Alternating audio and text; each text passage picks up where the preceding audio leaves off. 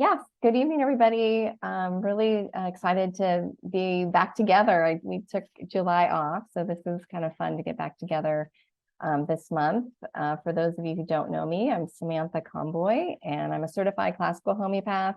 I'm also a certified intuitive eating counselor, and I love being able to combine both of these things together because I think together they can be really helpful for our bodies. So tonight we're going to talk about what is intuitive eating. It'll be just a brief kind of refresher, recap of what we've been talking about. We're gonna dive a little deeper into principle 2, which is honoring your hunger, and we're going to I'm going to pass on some tools that I've used with clients that kind of help just bring this awareness to our hunger, because I think sometimes, I know for me, after being on several different ways of eating, diets and food plans, and it's almost like hunger was the enemy. Like I never wanted to be hungry, and I would like wait to eat for as long as I could. So it was just this weird relationship I had with hunger. And so with doing the intuitive eating, I've kind of gotten to be reacquainted with when my body is hungry, and not when it's like screaming loud hungry, but when there's just these subtle, more quiet signs. I'm like, oh, I think I'm hungry. So we'll talk about that and get some tools. I'll talk about what is homeopathy, and then some specific remedies. I'm really excited about these Bach flower remedies tonight because I really think they help with the figuring out our hunger. So I'm excited to share those, and then there'll be time for questions as well. And so intuitive eating, I know we've talked about this in the last couple months, but just as a recap, or if you're new to it, it has been around for quite a while. It was introduced formally by two registered dietitians, Evelyn Triboli and Elise Reish. And they've gone on, to do a workbook and different other support materials that really help people learn how to eat this way. And there are over 100 published studies showing its benefits. It's kind of trending, I would say, on TikTok and different social media platforms. But it really essentially is a way of eating that helps you get back to yourself and what works best for your body. It's similar to when we were younger and we wouldn't, necessarily eat by the clock. Although probably we would if we were in school or whenever, food appeared at the table for us. But it was more that idea of I eat when I'm hungry and I stop when I'm full. And I eat the foods that are called to me. I mean, when we were kids, we may not have had a choice. This was dinner, but in terms of just tuning into what our bodies need and when. Some general benefits of intuitive eating, and this is taken from the intuitive eating book. There's great body appreciation and satisfaction, positive emotional functioning, a greater life satisfaction, unconditional self-regard and optimism, a psychological hardiness, as well as a greater motivation to exercise when the focus is on enjoyment rather than on guilt or appearance. And because I think what intuitive eating does, like I said, it kind of takes us back to what our body needs at a given time. That includes movement as well. And I just recently had some labs done like my medical labs. It was just like an normal annual physical. I think it's been a little bit since I've had them, but I've been doing intuitive eating a couple of years now, really consistently. And I was a little like, oh, I wonder what my numbers are going to be. Like, I just wasn't sure what it would look like, in a medical sense. And I was pleasantly surprised that some of my numbers, A1C was lower than before, and different numbers. My numbers have usually been, pretty good, but I was pleasantly surprised that things, nothing spiked and got weird. And so I do feel like if we give this a chance, our bodies will find their set point, and then, we can be healthy and enjoy our food and not have to, be on a restrictive diet all the time. And then, is intuitive eating for everyone? I like to put this in just in terms of like knowing where you're at with your eating. There's this maybe later column in terms of if you're having some, eating disorder, behavior, underweight, bulimic, excessively exercising, or been in any sort of treatment centers.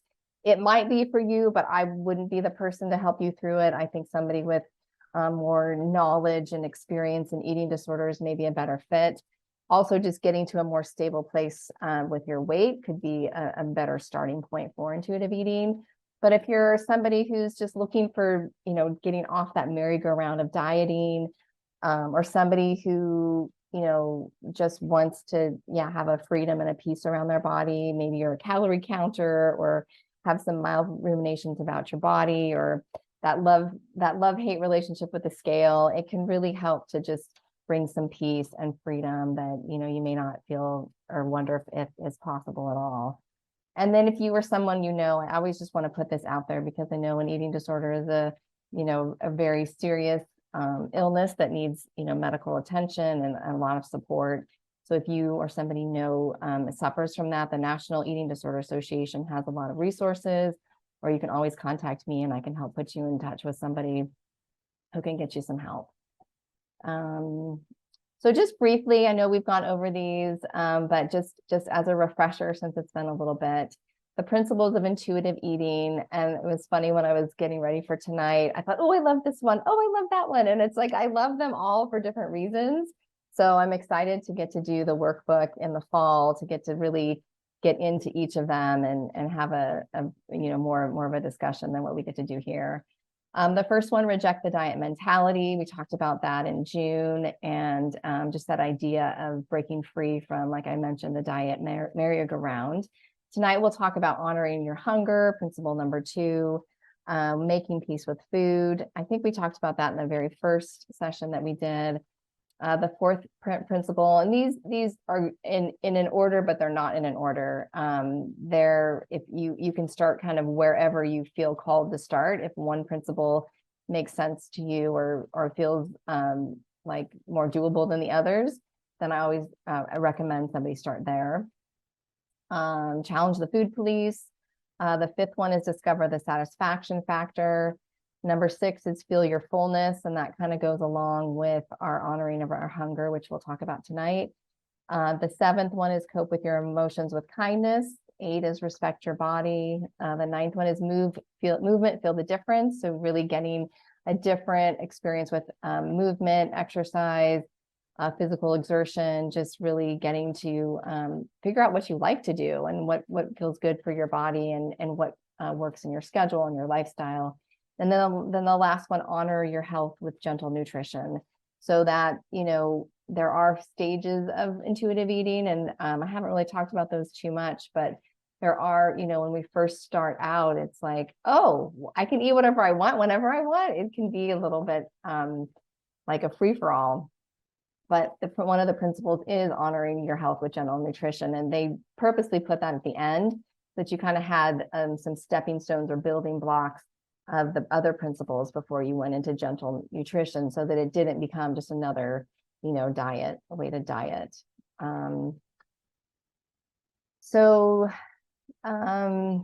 This principle too, so I took this, I was, doing some studying and getting ready for tonight. And this is from the book, Keep Your Body Biologically Fed with Adequate Energy and Carbohydrates. Otherwise, you can trigger a primal drive to overeat.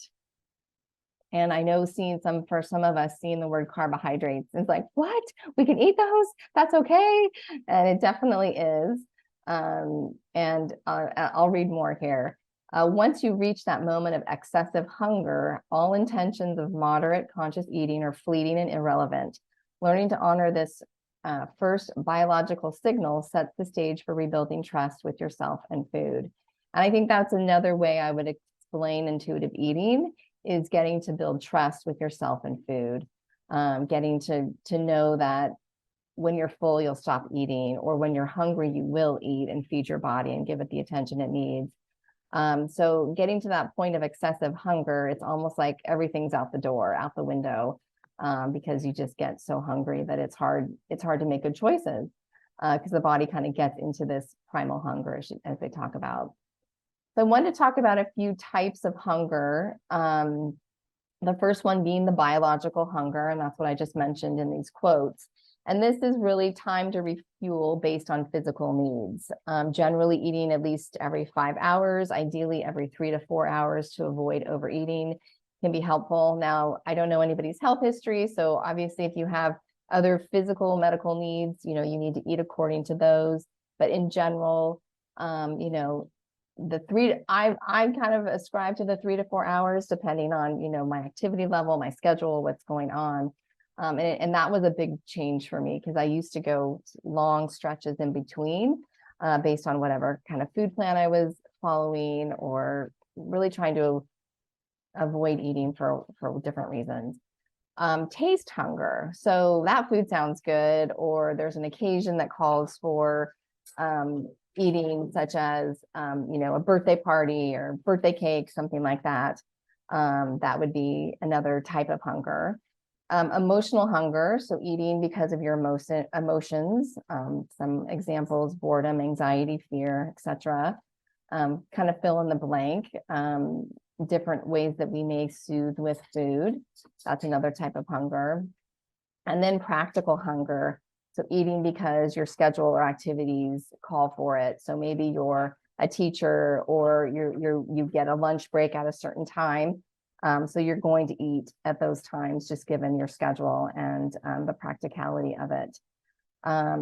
So those are just some different ways of looking at hunger. The one that we're mostly talking about, well, we'll kind of talk about all of them, but the biological hunger is the one that, I'm talking about mostly tonight. And then, I don't know, for those that were here last time, I did bring up this Minnesota starvation experiment, where they took 32 healthy college-age men with no previous eating or body issues and put them on a semi-starvation diet. And what they found was that after they were kind of refeeding them, the men, or actually during, while they were in this kind of semi-starvation, they were talking obsessively about food. Their metabolic rates decreased by 40%, and then their personality changed, with feeling apathetic or irritable, which, if anyone's been on a diet, we know how that, that's one of the first things that happens for me, is my mood just goes like really south. And it's like, make sure my food is ready for me, when I get home, when I'm hungry. So, but it was an interesting experiment for them to do. And I think they were surprised at the results, in terms of just that obsessiveness about food, as well as the change in the metabolic rate. And I recently had, I wasn't on a starvation diet, but I was recently traveling, and it was, when you travel, you get out of your routine. And I had gotten something at the airport, but then I only ate some of it, and then I took the rest with me. But I just was like thinking about the rest of this sandwich that I bought, and I was like, am I hungry? Am I not hungry? And I was just really having kind of this battle inside my head. And I thought, I think I'm hungry, because I'm really thinking about this sandwich. Like, I really just need to go finish it. And then I did, and then the thought went away. So I think sometimes for me, my hunger, I get a little tricked by it, because I think I just ate. How can I be hungry? What is going on? But that was something that I'll notice if I start thinking a lot about food, or thinking a lot about eating, I'm usually hungry. There are different exceptions to that, but I just thought that was I was like, yeah, I guess I needed to eat the rest of that. And it worked. So that idea, so what does hunger feel like to you, and why is it important for us to figure that out? I know for me, and we'll talk about this in a second, there are different cues that I get. One of them was the kind of obsessing or thinking about a thing to eat. But another thing that happens to me is I get a little bit foggy or cloudy in my thinking. So I'll be working, and I just can't think of the remedy that somebody needs, or I'm working and my creativity is just out I just cannot think. And so that for me is a cue that I'm starting to get hungry. My stomach may not be rumbling, I might not be starving, but it's like it's my gentle hunger cues is what they call it.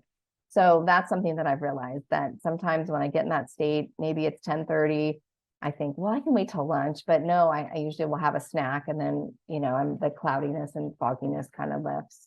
Or sometimes I get irritable or moody, or I don't feel, my energy is kind of low. and I will realize, oh, I think I'm hungry.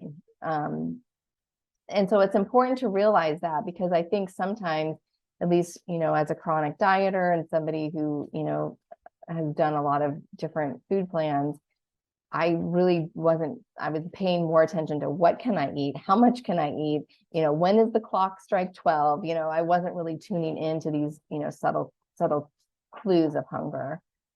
So I'll send you guys these worksheets, but I just wanted to show them as a way of really kind of having a bit of awareness about what hunger, being overly hungry and overly full can look like, and just that sensation of it. So if we look at the 0 to 2, I don't think my mouse is going to do anything, but if we look at the 0 to 2 marks over here, this is kind of your over hungry zone, where, you're either physically painfully hungry, or you're feeling irritable or anxious to eat, or just, really very, very hungry. So as you can see, I didn't fill this out, but this is just kind of part of an exercise that somebody did, where the sensation was unpleasant when they were painfully hungry or ravenously hungry, and more pleasant when they were like, okay, it's time to eat a meal. Then the 3 to 7 is just kind of an interesting, this polite hunger. I thought that was a funny way of saying it, or a cute way of saying it. And then looking at, how empty is my stomach feeling, or how full, or kind of a neutral sensation. And then and the hunger is also, so it's before eating, but then it's also while eating, really paying attention to, well, am I full now? Where am I on my 0 to 10 scale? Because then we get into the overfull, where, maybe you ate a few bites too many, or, as they say, your eyes were bigger than your stomach. Or I know for me, if I do go more than, 3 or 4 hours, up to that 5-hour point, I tend to overeat and too much in a meal, just because it's so weird, because I thought, no, that's not real. That doesn't happen. And then I've noticed, oh my gosh, that does happen for me. If I wait too long, it's just, even though I'm like, stop eating, it's just like, I'm so hungry. So just getting that awareness. And like I said, I'll send you this for your own, maybe paying attention for a week to see when are the times that you actually eat versus, and when maybe you stop. The other worksheet, and this is a little harder to read, but this gives you, I think this was really helpful for me. It gives you the ability to keep track of, like, your time, how hungry you were, what you ate, how full you became, and then how satisfied you were with that food. And then any comments you want to, remind yourself about. So, typically there are certain foods that I'll eat, that any of us will eat, that'll keep me fuller for longer than other foods. I know, like this morning, I had a smoothie with like fruit and avocado, some protein powder, almond milk. I think that was all I put in it. And then, my hunger rating, I didn't fill any of this out, but I know that when I have a smoothie, I can last for, I think I started eating lunch at about 11:30 or almost 12. So, but then I can see, so if you keep track of this, you'll be able to see what foods can kind of hold you longer than other foods. And then also what I like, and this is a different principle, but is the satisfaction factor. Like, there was a time when I was just so in love with smoothies. I just wanted to have them every day. I don't know if I felt like I was having like ice cream for breakfast. I don't know what it was, but I was just like, I want it to be warm so I can have a smoothie like every morning. And so, sometimes I like when I'm eating for breakfast. I mean, most of the time I do like the foods I eat, but just paying attention to that too. And then usually the more satisfied I feel with the foods I'm eating, my hunger, the fullness comes like maybe a little bit sooner. I just feel like, yeah, that was what I wanted. I ate the amount I wanted, and then I can move on and live the rest of my life. So I like this quote as well. The hunger drive is truly a mind-body connection, both physically and psychologically. So we know that, I mentioned with all the different types of taste, that there are different reasons why we eat. Sometimes, in an ideal world, we would eat when we're biologically hungry. but there are other reasons that we eat. And I think this is the next slide, is this tool. And again, I'll share this with you after the webinar today, but that idea of, especially when we start out in intuitive eating, like, oh my gosh, if I start, I won't be able to stop. Like, I won't stop eating. I'll want to eat, boxes and bags of things that I haven't eaten in years. And so this is a nice way of just kind of assessing where you're at. And it's not meant to, make yourself feel bad or be critical of yourself. It's more just a way to get some awareness and some self-compassion about where, how and where you may be using food in a different way than just biological hunger. So, and I think this one, I was thinking about this a while back, like if all my needs were met, like if all my self-care needs were met, if I slept enough, if I had enough, all this balance in my social life with family and work and friends and play, like if all of that was like good, I don't think I would ever think twice about food, and but that isn't usually my reality. There's usually something that's a little off, depending on, the day or the week or whatever is going on. But I think this gives me like a nice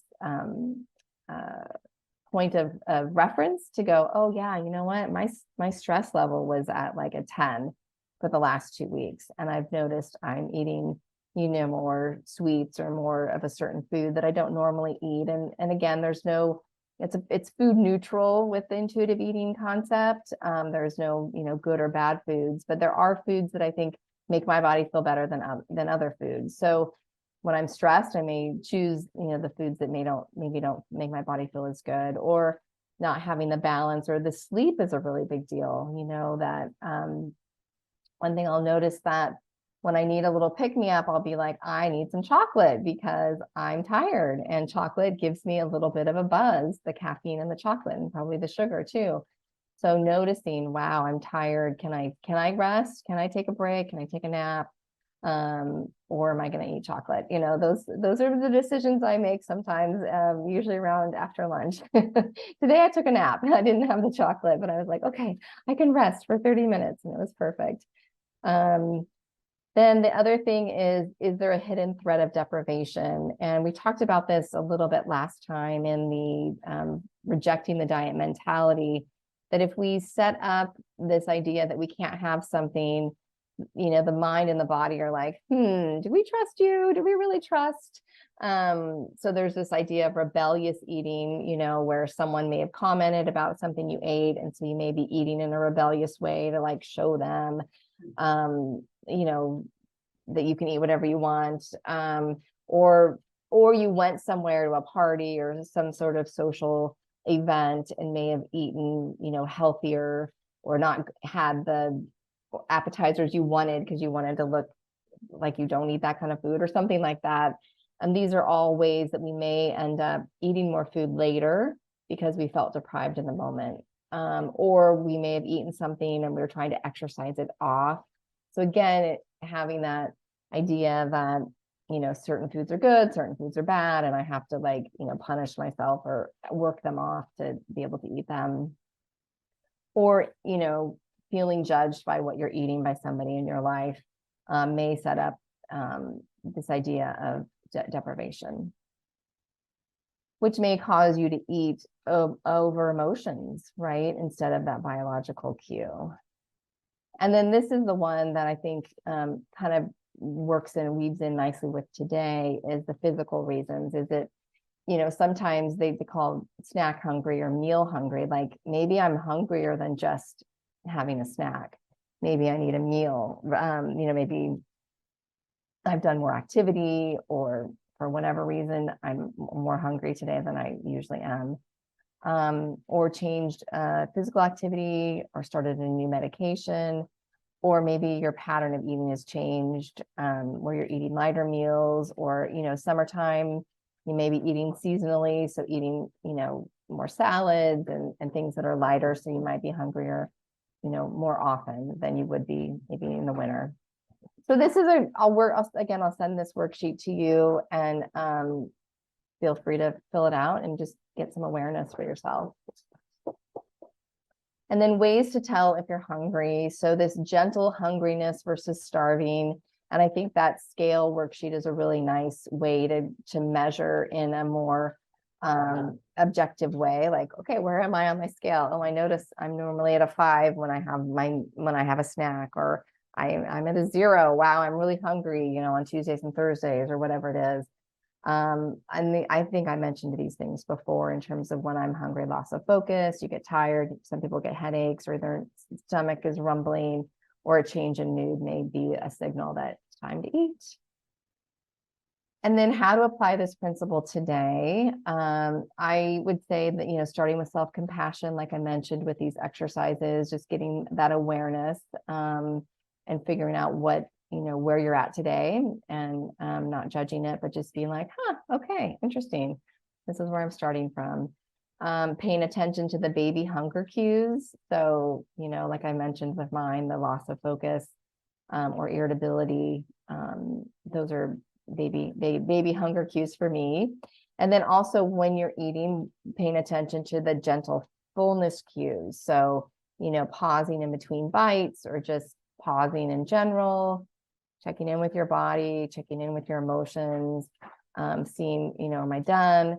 I think for me, sometimes the doneness, like this has been happening the last couple of days. I've gone out to eat and I've gotten tacos, and I've stopped.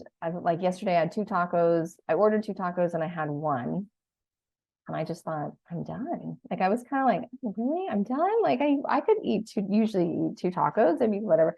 But then I just took the other one home and I had it today. But just that sometimes I'll be like, really? I'm embarrassed to go get a to-go box for my 1 taco. And I didn't have to, but I just thought, oh, well. And then the day before I got 3 tacos, because that's what they came with. And I had 2 of them and I took 1 home. I thought, what is this deal with my tacos and just not eating them all?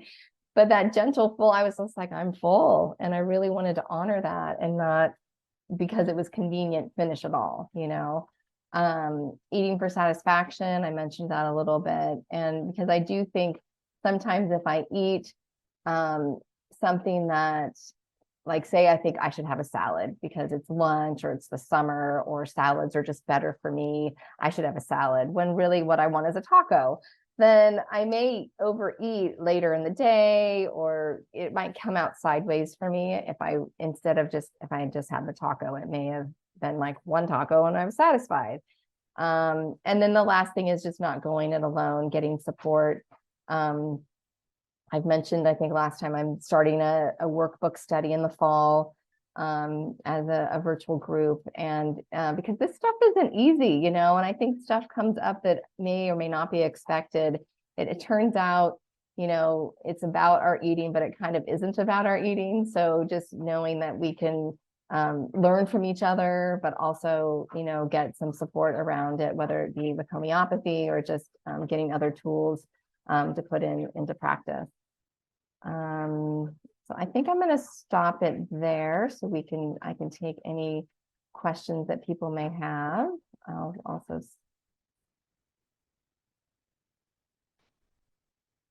So I think most of you know what homeopathy is, but I'll go over this quickly. It is a natural form of medicine that's been around over 200 years. It is non-toxic, so can be used with small children and pets.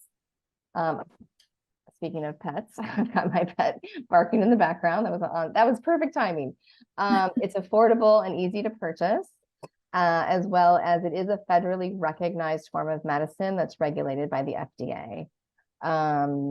It's been clinically effective for acute or short-term conditions, as well as chronic conditions, for over 200 years.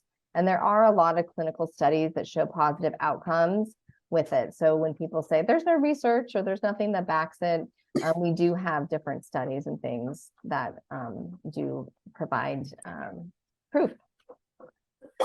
And then I'm gonna, which is one of the founding principles, which has been around long before Hahnemann, but the founder of homeopathy, Samuel Hahnemann, put that principle into action when he did a proving of chincoa bark. What I love about homeopathy, and what makes it also very challenging, is one size does not fit all.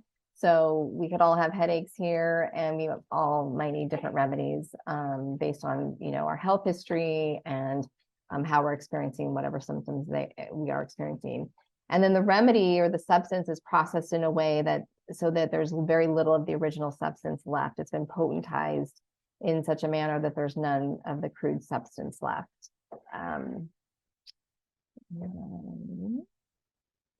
And then I don't know anybody's, well, I know some of your health histories, but in terms of this lecture is for educational purposes. So definitely check with your doctor before adding anything new to what you're already taking. And so the Bach flower remedies, so they're, if anybody's used them, most people are familiar with Rescue Remedy, which is a combination of 5 different Bach flowers, but they can be just a nice, gentle support. And I like sharing them here because they are pretty general. So one Bach flower remedy could work for a lot of people, whereas with the homeopathic remedies, it sometimes needs to be very more specific with what I can recommend.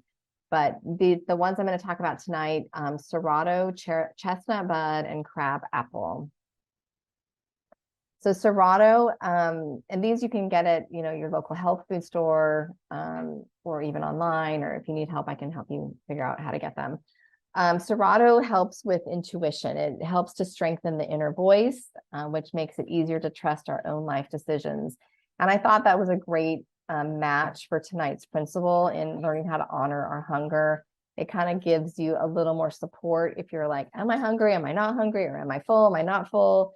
The way I typically have people dose these, they have them put 4 drops in their water 4 times a day and kind of sip that throughout the day. And that's considered a dose. They do tend to accumulate over time. There's kind of a cumulative effect. So the more you take them over time, the more effective they can be. And you can do up to like 7 different blends, 7 different essences in one blend. So the next one is chestnut bud. And this one I picked because there's a failure to learn from past mistakes. So therefore, sometimes it's like, oh man, I didn't honor my hunger, or I ate more than I wanted, or I ate those last few bites. It can kind of help to support you in making a better decision next time and learning from your experience, realizing, oh, I really didn't feel good after that. Maybe next time I'll have half and then pause. I think the other thing about the honoring the hunger, and it kind of goes in with, rejecting the diet mentality and many of the other principles, is that idea that like, if I stop eating now, I can trust that I can eat the rest later, or I can have more later. And that's kind of a different mindset than what I, kind of grew up with or have had when I've been on diets or restrictive food plans. It's like, there's nothing later. You only get this amount. You get 3 carrot sticks and that's it. But as I get to learn to trust my body kind of gets to learn to trust me and says, oh, we know she'll feed us more later when we're hungry. So again, that just came to me, but the chestnut bud can help us learn from our mistakes and make a different choice in the future. And then crab apple helps with poor self-image, moving into the idea of acceptance of oneself and one's imperfections. And, a lot of these, I feel like I just need to drink the whole bottle, but with crab apple, a lot of times, when we're having issues around eating, we may feel, have issues around body acceptance and our self-image. So crab apple is definitely one that I add to most of the people I'm working with, just so that they can get a support. And I have clients who say, I never run out of my crab apple. I totally notice the difference when I take it. It really helps just kind of quiet some of those voices. So if you haven't tried it, it may be a nice one to start with if you relate to those symptoms. And then homeopathic remedy wise, this always gets a little tricky for me because, like I said, it's pretty customized and personalized to each person. So but I did pick these 3 thinking they may speak to somebody. There's many different conditions and issues that these remedies help with, but I just kind of gave a little snapshot here. So lycopodium usually has a very big appetite for sweets, which can then make them not feel great with indigestion, gas, bloating. Typically, they don't feel great between 4 and 6 p.m. but the lycopodium picture is usually one of like not super disciplined. So when it comes to eating and sweets, they just kind of go for it. And so if that feels like something you relate to, you could try a dose of lycopodium and see if it gives you a little more support or, you know, discipline around eating. Or if you're having indigestion and gas and those things, it could definitely provide support as well. The calcarea, carbonica tend, and when I'm saying these descriptions, they're more based on kind of an overall proving that people did, and these were some of the main keynotes or things that came out of the provings. Each remedy has its own like temperament or personality, you could say. So that's what I'm describing here. Tends to gain weight easily, feels better after eating, may be more hungry after eating, and they're not really a big fan of exercise. They prefer to, you know, sit on the couch rather than move their bodies. There's also can be constipation with calcarea carbonica. They tend to be a little more on the chilly side and tend to be very overly responsible, and they're very dependable, and they can't quite relax until everything is done off their to-do list. So that may resonate with somebody out here. And then phosphorus, I loves ice cream and being with people. Their personalities are bubbly like a carbonated drink, and they want reassurance. So, you know, again, these are just snapshots of different symptoms that each of these remedies have. So if any of those call to you, you could consider trying one. Most of these should be available at your local health food store. And I'm always happy to help if you're looking for a more specific remedy for yourself. I'm always happy to help kind of guide you with that. And then we're doing another one of these. I'm going to do another one at the end of August called Is Intuitive Eating for Me? So it'll just be kind of a kind of an intro, but also just, you know, getting more familiar with what does it mean to be an intuitive eater. And then, as I've mentioned, I am having a study start September 7th, and it'll run for 12 weeks. If you register early, then there is a $50 discount. And all you need to get started would be to get the intuitive eating workbook, and then I'll provide all of the other materials. And then as we go through each of the principles, I'll also provide, you know, like I have been doing here, some of the Bach flower support. I probably won't provide the homeopathic remedies just because they are so specialized. I don't want to confuse people and send them on the kind of the wrong path, but I'll probably couple some of the Bach flower along with the principles. And if you need more info, that's how you reach me.